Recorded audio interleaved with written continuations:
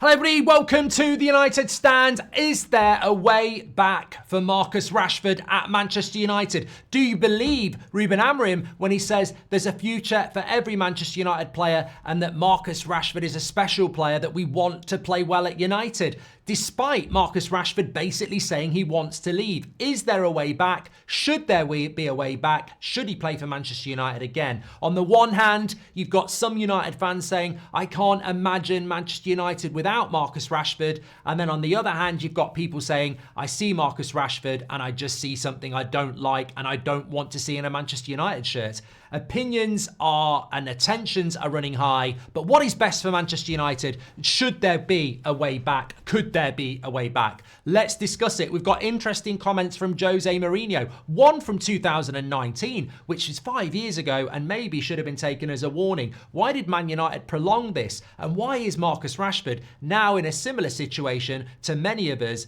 where we've seen the movie before, we're frustrated and he just wants a personal change, a new challenge. I want to talk about his stats. I want to talk about how well he's done. I want to talk about whether he can be what we want him to be, or are we actually chasing a fantasy that's never going to be a reality? I said a few weeks ago, we think we've got Mbappe, we've got St. Maximin. St. Maximin's a good player on his day, but he ain't Mbappe. And even Mbappe's not that good at the moment. But look, Vinicius Jr. then. We act around Rashford like he's Vinicius Jr. Has he ever been that? Was he ever going to be that? Even I thought at times he could win a Ballon d'Or, but the reality is at 27, what does he offer compared to what we pay for? Get your comments in. I want to read yours. I want to know what your thoughts are. But let's frame it like this. It's been an incredible week this week at Manchester United. It started off with the Manchester derby. Garnacho and Rashford dropped. Rashford back in training. Looked like things were doing well. Goes and does this work at his old school. Henry Winter gets invited up.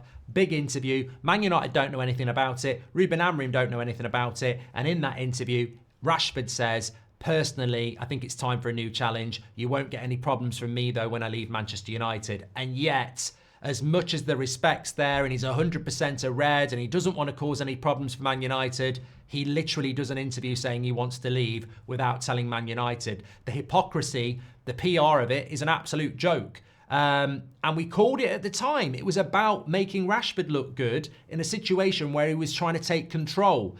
Manchester United respond by dropping him for the Spurs game. Amorim doubles down on it, saying, I haven't made a mistake. It's about what's best for the team. But then keeps saying there is a place for Rashford. He's still a Man United player. Is it political? Is it a power play? Where are we? What should happen? What will happen? Well, I'll tell you what. Let's look at Marcus Rashford, the player. Let's frame it like this. I look at the Premier League over the last few years.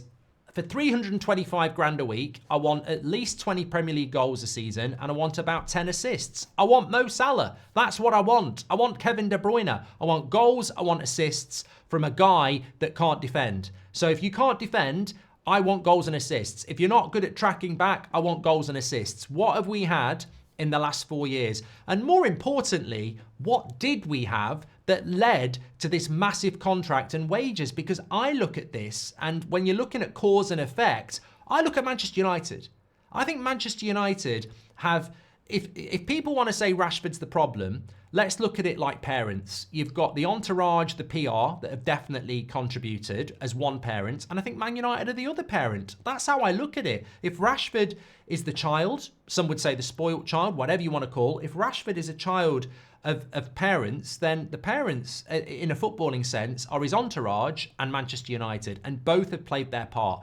Man United have given him the contract. Man United have undermined managers to protect him. Man United have banned people and all sorts. They've done all sorts to protect Rashford, and now some would say they're throwing him into the bin. But we gave him this contract, and what did we give it him upon? If I go back to the season 2020-21, 11 goals in 37 Premier League games and 9 assists. Not brilliant, but not bad. 11 goals, 9 assists in 37 Premier League games. 21 season. 22 season, 25 games, 4 goals, 2 assists. Crap. Rubbish. That's the 22 season. 25 games, 4 goals, 2 assists. 23 season, Ten Hag, 35 games, 17 goals, 5 assists. Better. That's the good season. The next season under Ten Hag, 33 games, 7 goals, 2 assists. That gives him the bloody contract. It's the end of that. It's the end of that season where we give him the contract, isn't it? So no. I get that wrong. We gave him the contract after the 23 season, didn't we? So he gets the contract.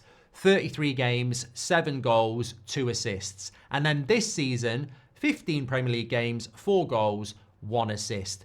The assists over the last 4 seasons are shocking. And this is an area that if you're going to play where we're going to play him, it's a massive red flag. He doesn't provide assists.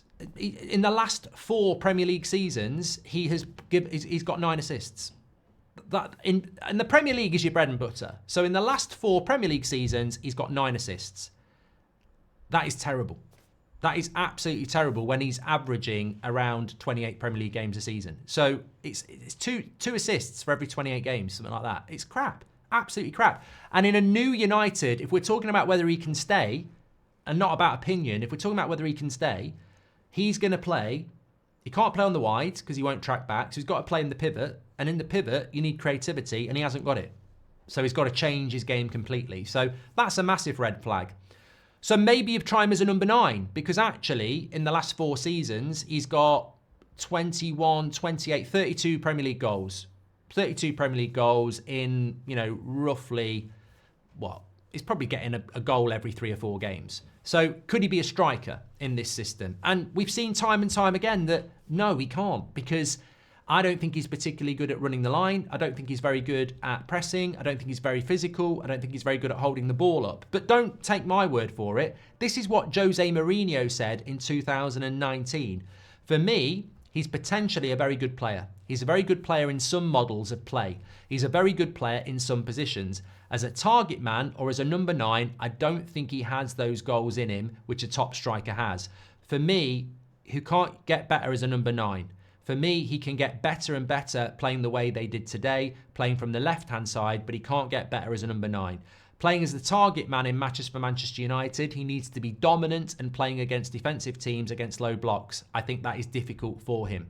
And look, I know that's 5 years ago. Rashford was 22 then. So he could have, over the next 5 years going into his prime, he could have, changed that. But 5 years on, he's still that player. He's not physically strong enough to play as a number 9. So when you look at Rashford and you look at the Amrim system, the only way he's going to be of use to us is scoring goals from the pivot behind the striker, which is where you need creativity, which he hasn't got.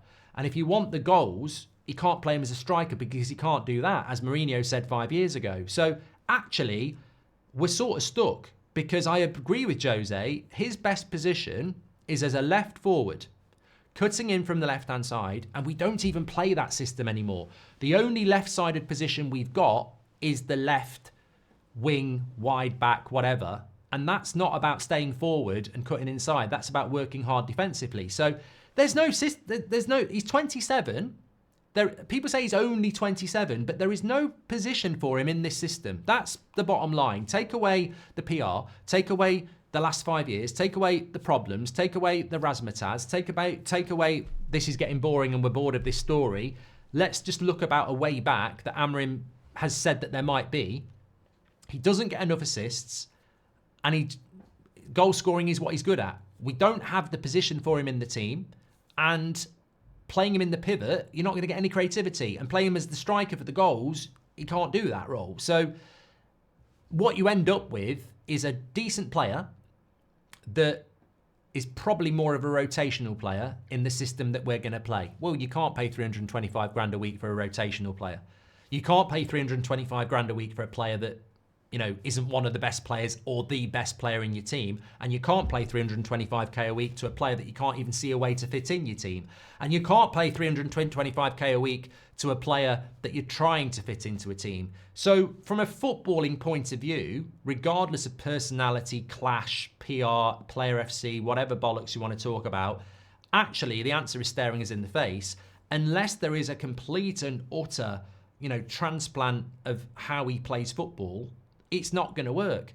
And 27 isn't old, but 27 is old when you're asking a player to completely change the way they play. So I get it. I get what Rashford's saying, and I get what some people are saying. You've got to be realistic. It doesn't actually work. So I need to look for something else, and Man United need to look for that. I think the interesting thing is who's pushing the way back. It seems that there is an acceptance from Rashford that he needs to move on, and maybe even a desire to move on. There is certainly, I would say, in the majority, a similar feeling from the fan base, whether it's amicable or not.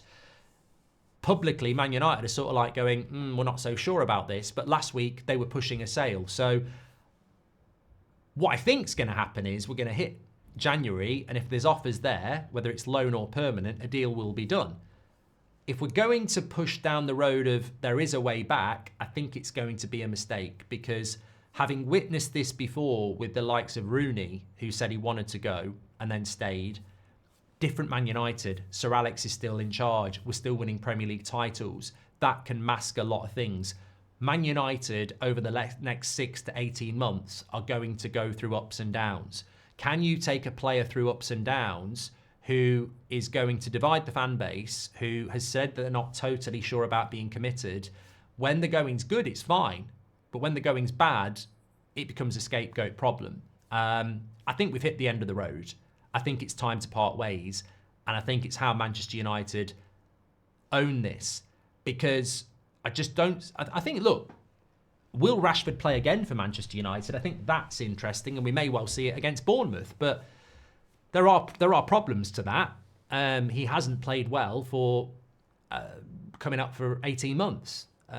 Coming up for 2 years, actually. I think Rashford was at his best up until the Carabao Cup final. I think that people forget that season where he was good with Ten Hag actually ended in the February after the Carabao Cup final. It started to slide then. Everyone says that season was good, but it was actually up until the February. So we're coming up for 2 years since he's had a consistent, sustained, he's a good player, period. There's been flashes, of course. There was the goal against City, the goal against Spurs.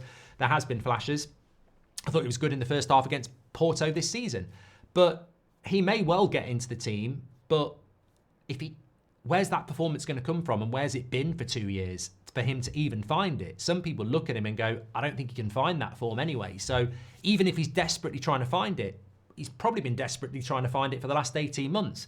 Is he going to find it? And if he doesn't find it and he's still playing, you've got a player that's been through all this week, and then he's not playing well still. It could become quite toxic quite quick. So I think that the only way back is the way back we've been talking about for what feels like years, but has actually been 18 months, is that we get that Rashford back. But as I said, when you talk about that Rashford that got him the contract was 17 Premier League goals in 35 games. So a goal every other game, but it was only 5 assists. In 35 games, he got 5 assists. So it's 17 goals in 35 Premier League games and 5 assists. It's not Mo Salah, who does better numbers than that. So I think that even the good years, that's his best ever return in a Premier League shirt. 17 goals and 5 assists.